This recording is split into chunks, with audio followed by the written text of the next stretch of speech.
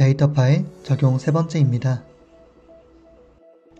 네, 지난 시간에 우리가 분할했던 데이터를 가지고 메뉴판을 보여주는 기능까지 적용을 했습니다.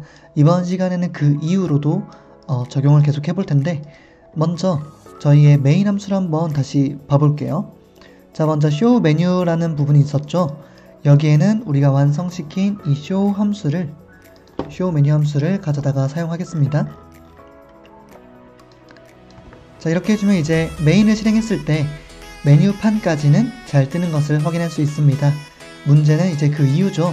먼저 우리가 주문을 받는 부분이 있었는데, 주문을 어떻게 받았냐면 getText라는 함수가 있었습니다.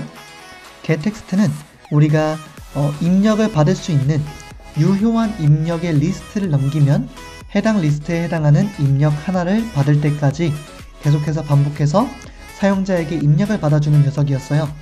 그래서 모든 예외 처리를 해주는 녀석이었고, 이때 우리가 getText라는 녀석에게 실제로 유효한 상품을 넘기기 위해서 getProductName이라는 함수를 만들었었습니다. 그리고 그 인자로 데이터를 넘겼는데, 이제 이 데이터는 존재하지 않죠.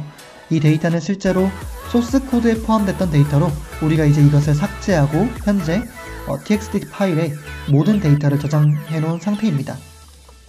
그리고 현재 그 데이터를 이렇게 df로 가져와서 사용하고 있는 거죠. 자, 그렇다면 우리가 어떤 부분을 수정하면 되냐면, 여기 getProductName만 수정해 준다면 이 명령어까지는 온전하게 수행될 수 있습니다.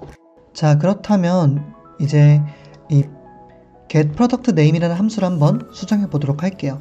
저희가 여기에 함수를 이렇게 모아놨었는데 여기 있네요. getProductName인데 이제는 데이터가 아니라 새로운 것을 넘겨주어야겠죠. 새로운 데이터로 product df를 주도록 하겠습니다. 자, 여기서 뽑는 건 굉장히 쉬운데요.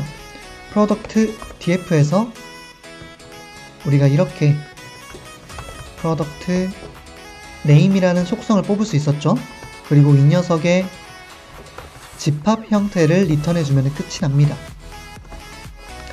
자, 우리가 맨 처음에 데이터를 구성했던 리스트와 딕셔너리를 섞어서 만든 JSON 형태의 형식이 아니라 df를 사용하니까 굉장히 편리해졌습니다. 실제로 한번 이 녀석을 테스트 해볼까요? getProductName을 수행을 하면, 네, 이 녀석을 컴파일 한번 해줘야죠. 수정을 하면은 파이썬은 반드시 수정을 해주어야 합니다. 자, 결과가 어떻게 되나요? 아메리카노부터 카페라떼까지 잘 나오고 있고요. 이 녀석을 이제 여기에 삽입만 해주면 끝이 나는 거죠. 자, 이렇게 해주면 이제는 우리가 네, 이게 지금 오류가 난 이유는 우리가 새롭게 show 메뉴라는 함수를 만들었는데, 우리가 예전에 만들었던 show 메뉴라는 함수가 아직 남아있죠. 이 녀석을 방금 컴파일 했기 때문에 잘못된 코드가 로드가 돼서 에러가 났습니다.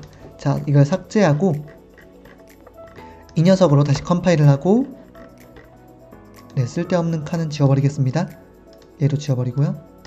자, 함수 컴파일하고 이제 다시 한번 메인을 해주면, 자, 어떤가요? 메뉴판을 보여주고 이제 상품 이름도 제대로 받고 있습니다. 자, 이때 우리가 getProductName이라는 함수만 수정하더라도 getText의 기능은 동일합니다.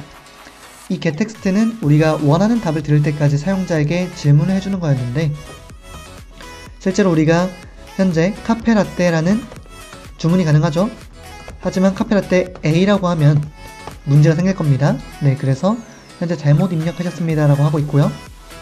다시 한번 iced라는 제대로 된 입력을 해주면 이제 끝이 나는 거죠. 그리고 아래 오류는 이제 저희가 계속해서 수정해 나가야 할 부분입니다. 자, 그러면 우리가 오더에 괜찮은 상품 이름 하나를 받았다고 가정을 하고, 이제 상품 이름이 들어오면 그 다음에는 사이즈라든가 아이스 핫 이런 옵션들을 받아야겠죠. 그래서 해당 메뉴에 어떤 옵션이 달려있는지를 알아야 합니다. 자, 그것이 이런 df에 있었죠. product option set df에 있었습니다. 자, 이 녀석을 보면 우리가 프로덕트 네임을 알면 그 녀석에게 딸려있는 옵션 셋을 알 수가 있어요. 즉 어떤 옵션들을 물어봐야 될지를 알 수 있습니다. 예를 들면 아메리카노 같은 경우에는 사이즈도 물어야 되고요. 샷 추가도 물어야 되고 아이스인지 핫인지도 물어야 합니다. 자, 그래서 우리가 만약에 여기서 오더를 받았다, 프로덕트 네임을 받았다, 그럼 이제 그 녀석을 가지고 여기다가 물어볼 수 있는 거죠. 프로덕트 네임이 오더인 것인데 이제 이 이름을 오더 말고 프로덕트 네임이라고 하겠습니다. 사용자가 주문한 프로덕트 네임이고요. 자, 이렇게 해주면 프로덕트 네임에 해당하는 옵션 셋만 구할 수 있을 겁니다. 그래서 이 녀석을 옵션 셋스라고 하겠습니다.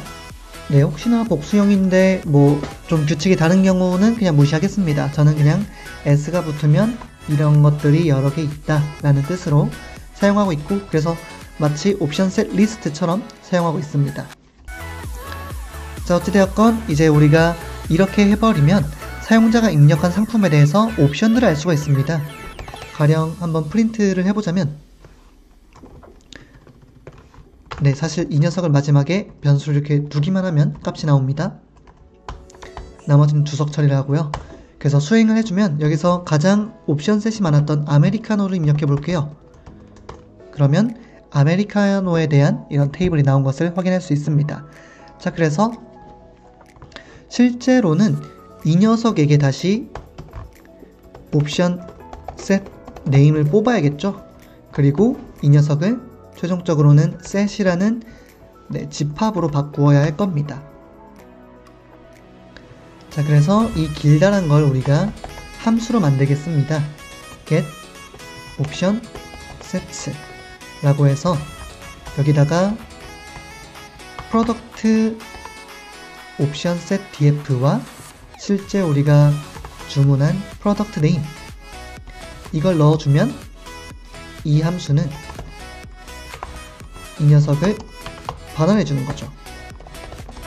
자, 이렇게 해주면 이제는 이 함수를 사용해서 우리가 원하는 옵션 셋들을 받아올 수 있고요. 이 함수는 여기 올려버리면 되겠죠. 자, 근데 이거는 올드 버전의 함수고 지금 새롭게 적용하기 위한 함수들은 새롭게 저장하고 있습니다. 좀 구분을 해볼게요. 자, 컴파일을 해주고 여기다 다시 수행을 해주면 우리가 아메리카노를 쳤을 때 네, 문제없이 종료가 되고 있습니다. 그리고 실제로 이때 옵션 셋을 출력을 해보면 아이스, 샷, 사이즈 이런 식으로 나와 있습니다. 자, 이후로는 이것들을 사용자에게 질문하는 코드를 작성해 나가면 되겠죠. 네, 그것은 다음 강의에서 이어서 하도록 하겠습니다.